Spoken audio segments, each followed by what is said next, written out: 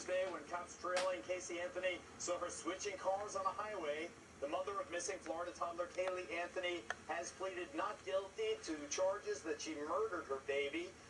The lawyer with the unenviable job of representing the accused 22-year-old, my friend Jose Baez, joins us now from Orlando. Jose, welcome. Was your client trying to pull a Scott Peterson and escape? Is that why the cops pulled the trigger after her indictment and arrested her? Absolutely not, and any report of that would be nothing but foolish and ridiculous. Let me tell you how the whole thing went down. Earlier in the day, I faxed everyone under the sun, including the state attorney himself, as well as the law enforcement officers that were handling the case.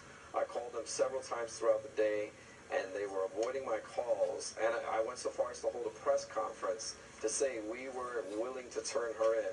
What ended up happening was, since I couldn't get a hold of anyone, I surrendered her to the bondsman, and that is the person who was in the second car. As soon as Cindy pulled up to the underpass, that is the person we gave her to. So she was surrendered to her bondsman at the time. The bondsman was on his way to take her in, and that's when the police pulled him over. Okay, Jose, aren't they, by charging your client with capital murder, in essence, forcing you now to put up or shut up to prove the child is alive?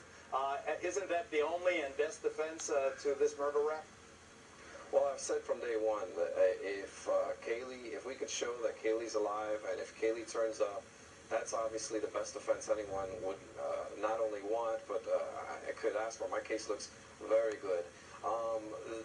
But however, under the law, you know that's not the situation. The situation is they have to prove beyond a reasonable doubt that A, she's deceased, and B, Casey had something to do with her death. Kimberly, isn't there some funky new witness in this case? There is actually a gentleman by the name of Paul Kovac has come forward and said he contacted the authorities to 2 different tip lines. Nobody contacted him. He actually said that on this Boggy Creek Road area, he saw a woman matching Casey's description with a wide-brimmed hat. You actually have a shot of that. Let's see. I knew something was wrong then. If Jimmy would have just stopped, would have been all right. That area right there is where she was coming out of the woods with the shovel, trying to get the bag and the shovel into the trunk. She darn near knocked her hat off her head, ran her head into the car and everything. Don't worry about that witness too much, Jose.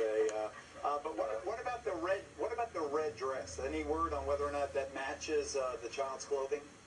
Absolutely not. In fact, Cindy went on the Today Show with the dress that belonged to Caylee. So the dress that was found had nothing. It was not Caylee's. And Cindy took it on national TV and proved to the world that that dress was not Caylee's at all. Are they fast-tracking this case, Jose? When do you anticipate a trial? Well, you know, I can't divulge any strategies that we're going to employ, but I can tell you this. We're anxious and very confident to move forward with our defense.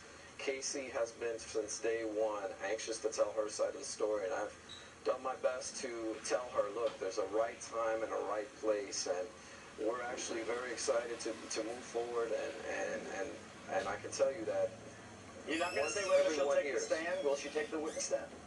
No, I couldn't tell you that, but I can tell you this. Once we are able to show her version of the facts, I think the entire world is going to be able to sit back and say, now I understand. We'll be watching. Now I understand. We heard that was Scott Peterson, remember? Wow. Same statement. Richard Jewell. Don't forget Richard Jewell. Richard Jewell, that's it. Touche. Okay. Jose Baez, Joe Tagapino, 2 of the best, 3 of the best. Kimberly Guilfoyle, I include you. Another